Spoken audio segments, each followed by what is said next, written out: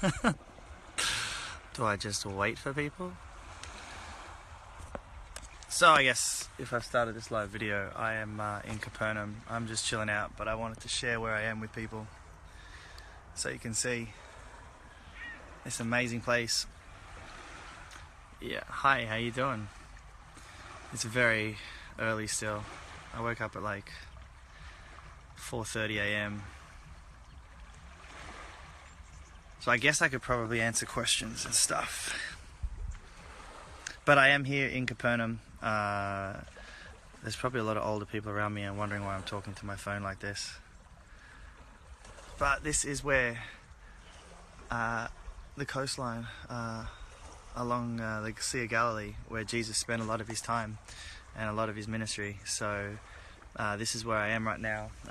If I point that direction, that's kind of like the town of Capernaum. If I point this direction out sort of towards here, past that area, is where Jesus did the Sermon on the Mount and did the Beatitudes. It's probably also where he went to visit Peter when he asked him 3 times if he loved him. So I'm pretty much right in the heart of it. But yeah, there was no doubt that Jesus probably walked up and down these roads along his way to different villages. But here I am. So if anybody has questions, I'm more than happy to answer them. I didn't really plan this, so I just thought I'd show you where I am as I'm on this tour. I haven't really had a lot of time to stop, but I got some amazing photos so far. Hey, Houston's in town. How are they guys doing? That's been pretty crazy out there. Oh, I dropped my glasses. Oh, these live videos are problematic, I guess. We've had some interesting experiences since we've been here in Israel. It was a very, very last minute trip. I didn't really plan it. So Saturday morning I woke up and I felt like I needed to come back to Israel for whatever reason. So I booked a flight that day. So accommodation's been a little bit tough because we're kind of in the middle of peak season here. So we've been very blessed to get like hotels and accommodation and work sort of things out as we've gone along, but it has been a little problematic. So yeah, okay, answer some questions. What do we got? Hey, what's up? I am from Australia originally, but I live in the US now, so that's where I call home. We got heaps of people. Some French, we got the Americans coming on. Anyone else? It's early in the morning here. I guess it's probably around like, I'm not too sure. It might be like 8:30, 9 o'clock now. I haven't checked. I've sort of left super early this morning. Did anybody see the lightning shot I got this morning? It was pretty crazy. I was actually just doing like a time lapse of the Sea of Galilee early in the morning, and then lightning struck, so it was kind of crazy. Hey, from Israel, that's awesome.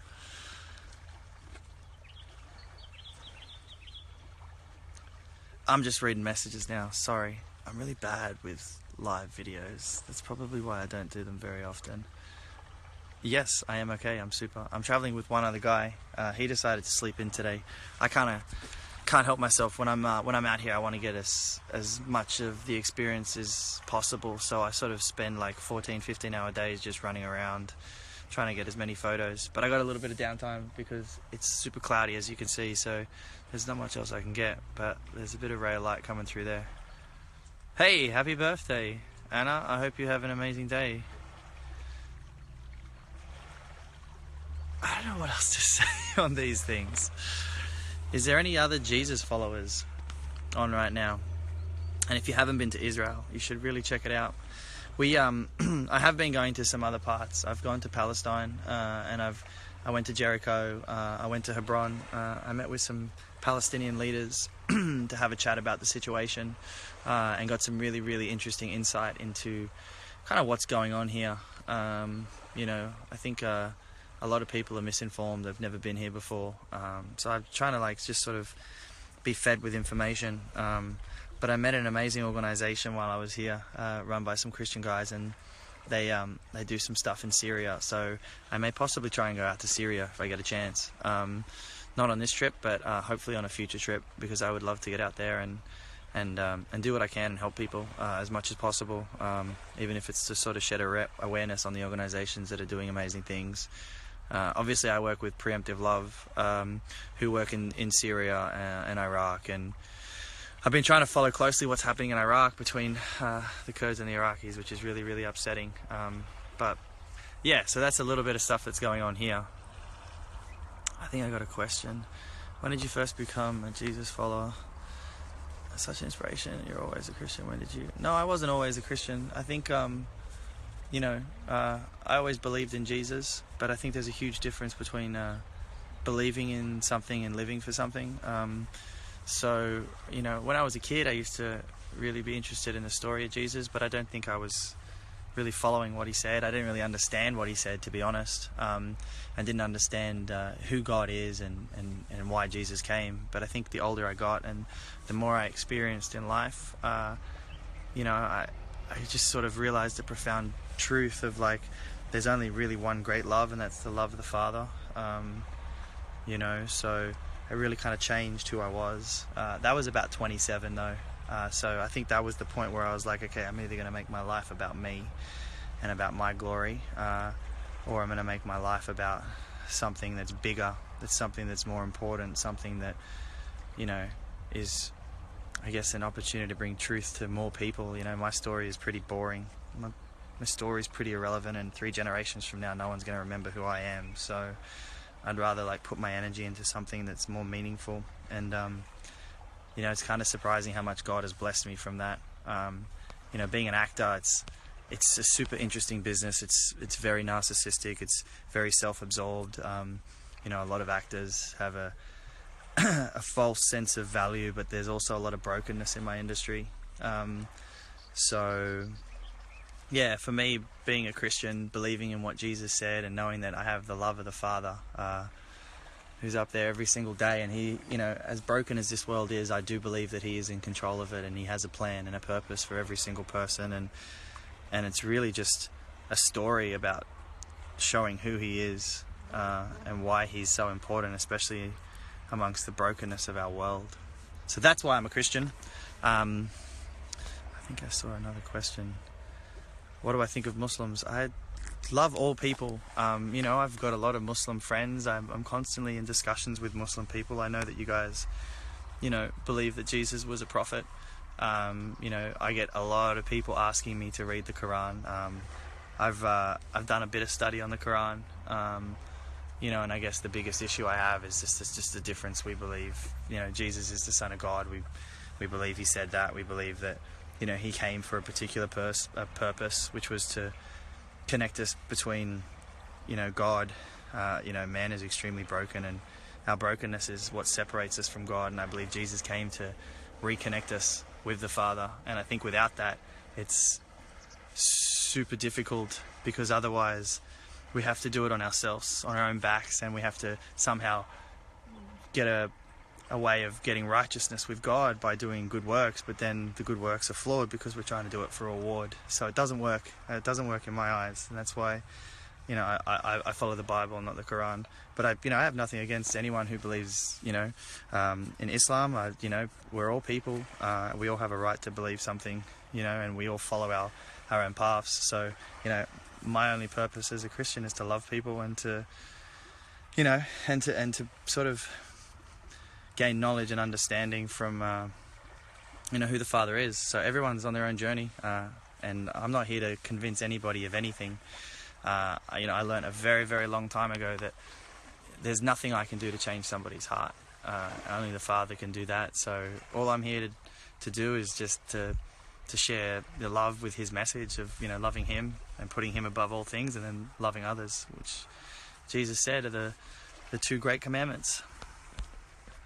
I just saw Joe Brim leave a message on my phone, but I can't see your messages, bro, because they're firing through. But if you're watching this, Joe, hey, welcome to Israel. You should be here.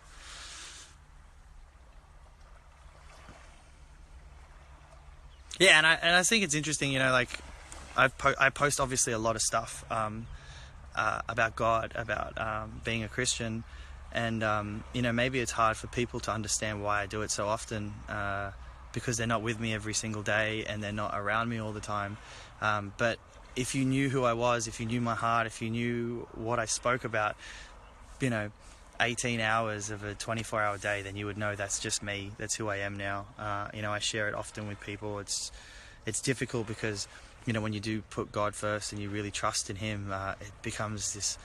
It's supposed to be like that. Your whole life is supposed to sort of rely on Him and His words and His loving kindness to guide you on the right path. And there's two paths in life. There's a narrow path and there's a wide road. And few walk the narrow path, but when you do, it just becomes about God, and you're filled with joy when you share it with people. So I can understand why people get upset on my social media, because it's always about that. But I don't really care about anything else. I don't really want to be remembered as an actor, because that's kind of pointless to me in the greater scheme of things. I'm so blessed that God gives me those opportunities, and if I'm supposed to continue to work in that business, I will. But if I don't, it's not going to define me. It doesn't shape who I am, and God doesn't look at me and go, oh, well, you didn't win an Oscar, so I'm disappointed with you. It's all about, the heart. And I think the heart is the thing that we kind of have to work on more often than not what our job is. I don't care about what people think, but I like to explain, why I do things so people have a better understanding. I think that's probably the best way to go.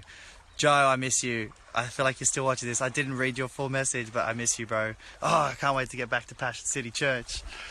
Sitting here in Capernaum, just chilling out. Everyone, Joe Brim is a friend of mine, if you're wondering. Gosh, what time would it be in Atlanta? So does anyone have any questions? Let me see. I gotta catch up. Okay. Awesome. Thank you so much. I use two types of cameras. It's kind of aggressive. Let me show you, because I got my camera gear with me as I walk across. Check this out though. How beautiful is this place? There you are. It's at 2 a.m, bro. Man, why aren't you here right now, Joe? Look at this place. Jesus was here, man. It's incredible. I've got to take you on a tour, my brother. I can't wait to see you. Okay, so this is my camera equipment. I got a Canon 5D Mark IV. That's got my 85 fixed, and then that's quite a big lens. I've also got another big lens in my car, but this is what I'm working with. So you can see it's a burden to bear, especially when I'm going through airports all the time to carry all this stuff. Here we go. Here's a Buzolic live photo. Ready? Get a nice little crop on that. There you go. So that's the setup. And this is Capernaum. I'm going to probably make a move in a second. Yes, I have been to where they say Jesus was crucified. It's called Golgotha. It was outside the city gates of Jerusalem back in the time, but actually that's inside now of the old city. In the Byzantine period, they built a church there. So where Jesus was crucified, his body was prepared, and where he was buried in the tomb is all inside this church now called the Church of the Holy Sepulchre, which is in Jerusalem. It's incredible, and it's got, I don't know, it's a powerful experience when you walk in there and you just, there's obviously a lot of tourists, so it makes it a little difficult to sort of connect in, but I often, when I go there, I'll try and get there at 5 in the morning and I'll just sit in a corner and just reflect. It's easy to forget about how much suffering Jesus did for the sake of the world. It's interesting, I was reading in Zechariah, God says that he's going to remove sin in one day, remove all sin in one day. And that's what he did with Jesus. When Jesus died on the cross and he said, "This is finished, it is done," that was Jesus removing sin from the world, not just past sin, not just present sin, but future sin, all sin. And the only way sin can be removed is a righteous man taking the place of the unrighteous. And I think everybody could agree with me that not a single one of us has never sinned in our lifetime. So in order for someone to take that sin, it had to be someone who was divine, and that's why Jesus came. That's why God sent his only son, and it's actually the greatest act of love that we could ever experience. When you think about love is not just loving someone that loves you or family, but it's loving someone that you don't necessarily have to love, a sinner, someone that's done wrong, and you've stepped in their place and you've taken the full punishment of their crime, to save that person. That is love. That is selfless. And that's why Jesus exists. That's why Jesus came. That's what the message he brought, it's incredible. And when you go to those places, you feel it, Israel is a beautiful country, and there's so much rich, diverse landscape when you drive from, through the desert to the Golan Heights to the Sea of Galilee where I am now, where 100% Jesus was on these waters. From the Bible, we know that Jesus calmed a storm on these waters where the disciples were in a boat. They started freaking out, and Jesus was actually sleeping, and they were so stressed that they woke him up, and he actually calmed the storm, which was incredible, and it was on these waters. He also walked on these waters. So these are the waters that Jesus walked on. We believe this as Christians, and it's incredible to think that this is the place where these things happened. It's inspiring to me, and people, I can't explain the joy that I feel when I share Jesus, but I really feel like the presence of God, because there's three things about God. There's the Father, the Son, and the Spirit, and I really feel like the Spirit comes over your life when you share the love of God and the truth that was Jesus Christ. He came here, he spoke truth, and the people that challenged him most were the religious leaders of the time.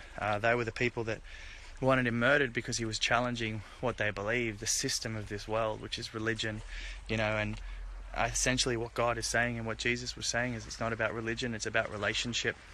God doesn't want you to walk into a temple and do things for the sake of doing things. He wants a relationship. He wants your heart. That's what we believe. That's why I'm filled with joy when I share this. That's why it's become the most important thing in my life. Not because, I'm living in a world that cares about success, fame, fortune, what sort of car you drive, what sort of house you live in. It's about your heart. That's where the value is, and, the Bible says that wherever your treasures are, your heart will be. And my treasures aren't in this world. My treasures are in heaven with the Father. So there's my joy. That's why I'm so happy. And, I love sharing this stuff. So I hope you guys don't mind. I've got a lot of amazing photos that I've taken on this trip. So they're going to be posted. I'm going to hopefully try and share as much information as I possibly can about where I took them, what's the significance of those places, how they fit into the, the history and the stories of the Bible. Where am I now? I'm in Israel. I'm in Capernaum. Look at this. I should go grab my camera. I might have to leave in a second. Check this out. As if the Father knew I was going to do a live story right now. He's shining down. Open up the clouds. He is a good God. He is a loving God. And his love is abundant. Look at that. That is so beautiful.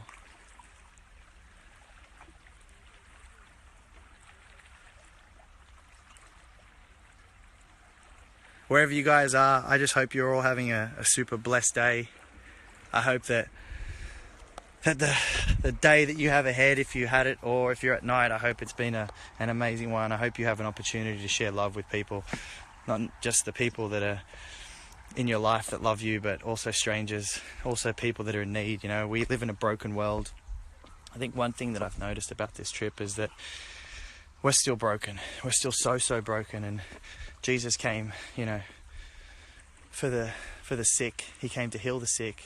He came to restore sight to the blind, and he came to fix the broken, And even just spending time in Israel, I've seen how much brokenness exists, how much suffering exists, It's my reminder that there's more to be done. There's so much work to be done. The workers are few, as Jesus would say, but the harvest is plenty. Wow, look at that. That is so unreal. Alright, I'm still taking photos, so you're just going to have to bear with me as I shoot this. This is like a live... Wow.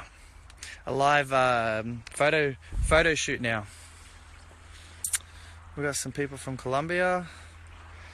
So if you've just joined us, I'm on the shoreline of Capernaum.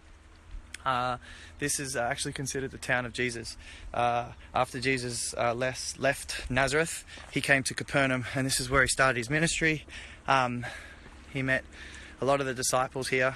Peter's mother-in-law lived here, and actually, you know, they used to say during biblical times, if you wanted to learn about God, you would go to Jerusalem, but if you wanted to make money, you would come to Galilee. And I guess this was, you know, a huge channel of trade and people coming through. Obviously, you've got a huge trade of fishing, so a lot of people would come here to fish, but also you had the Roman Empire coming back and forth along these roads to make their way from Jerusalem. They would run along here, obviously, to get water, so there was a lot of Roman soldiers that were stationed here. So it was a wealthy city, and I guess where there were Romans would mean that there was wealth.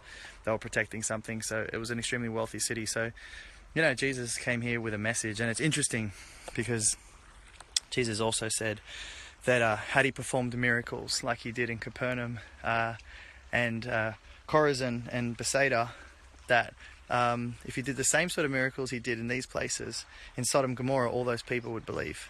A lot of the people rejected Jesus even here. And Jesus predicted that not a single one of those cities would remain. And it's true today.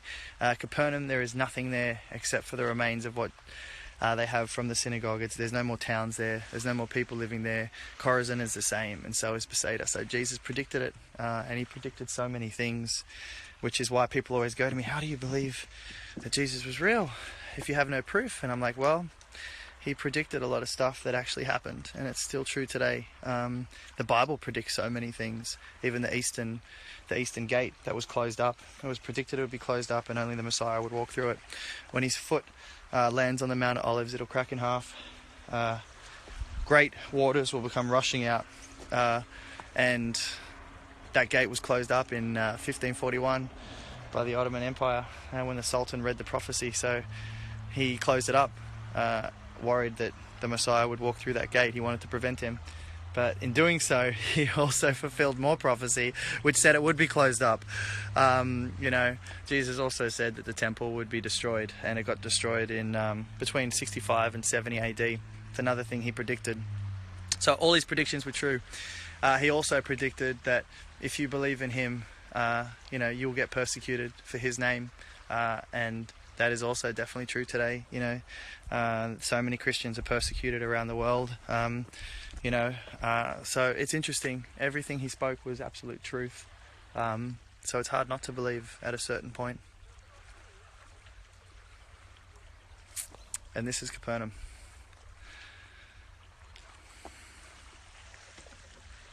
Has anyone got any other questions? Because I might take off in a second.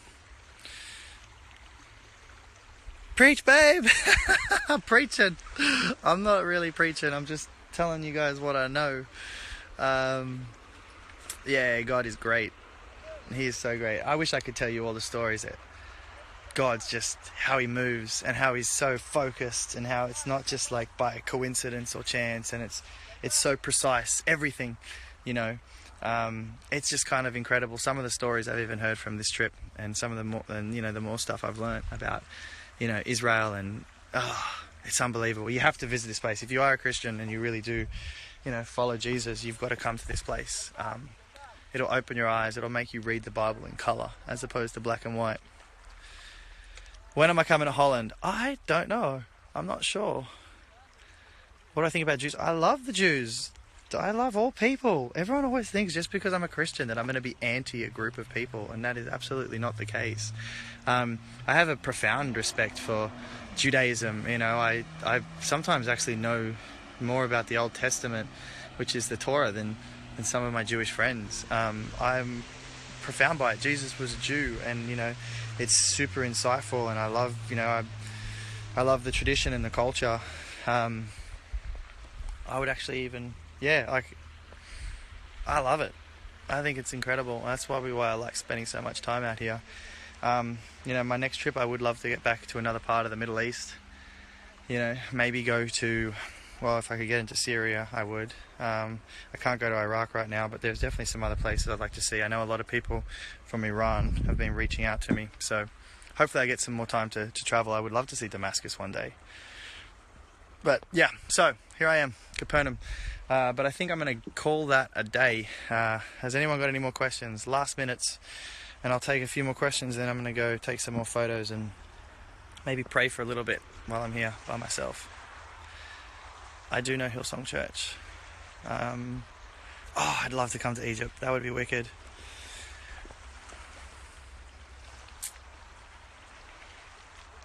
I forget that I got to keep talking. It's quite difficult, live videos, especially when you're by yourself. But yeah, okay. Well, I'm going to leave you guys to it. But I hope you guys all have a blessed day. I hope this was interesting for you, at least to see a little bit of Capernaum.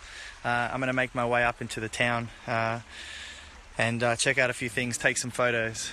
But have a blessed day, and I will talk to you guys soon. Thank you for all your support. Thank you for all the encouraging words.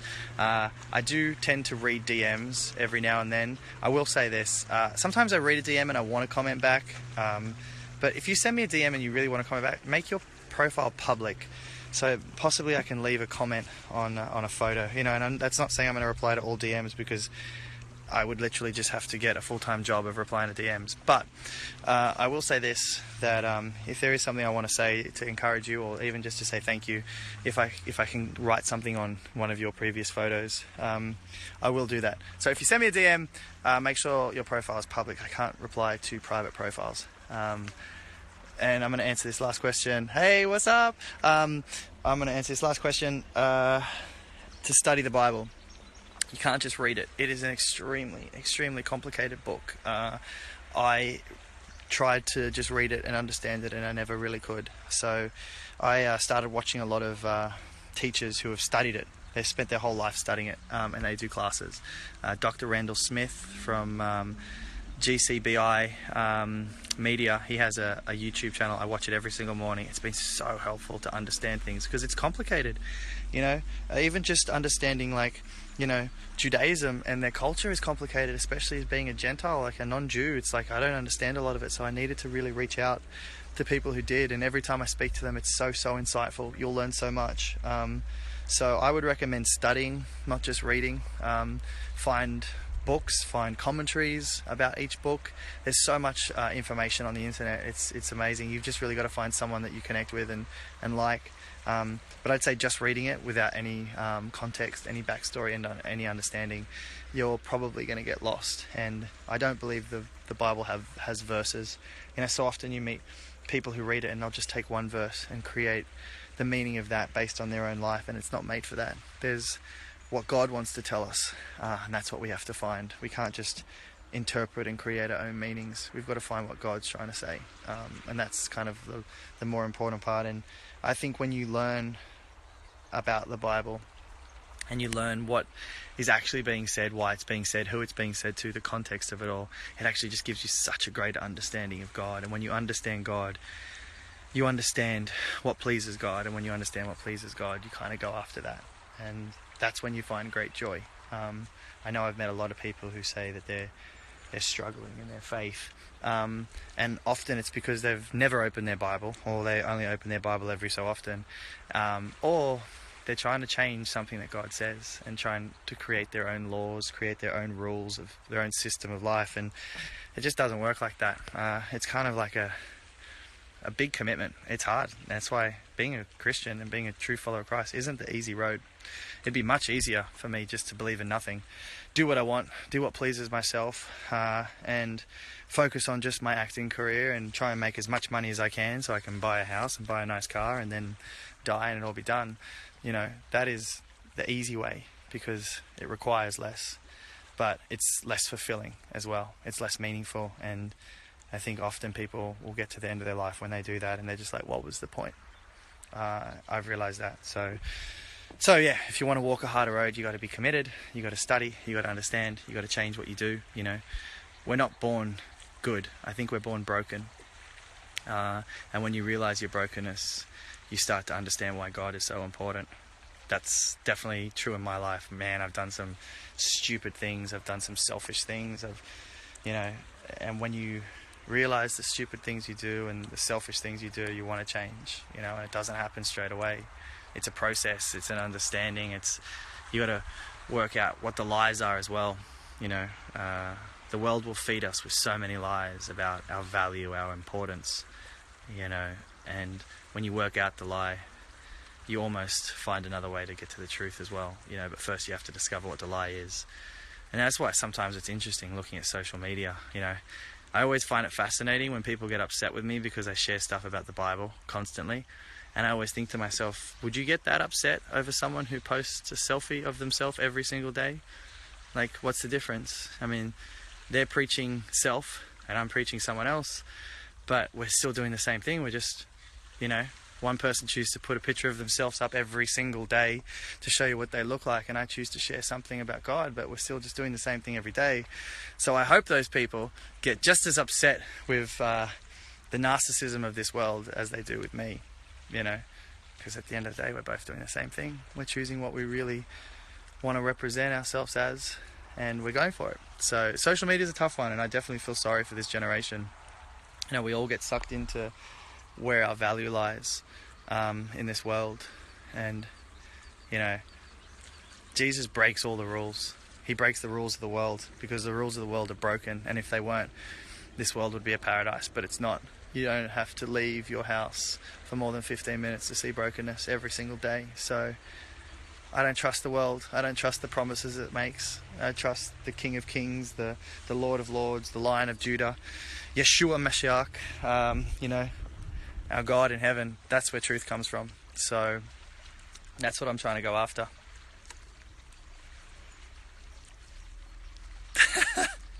Alright, well, I'm going to go. So, guys, so good to have you on here. I don't like doing these very often, so enjoy this. Soak it up, because it won't happen that much.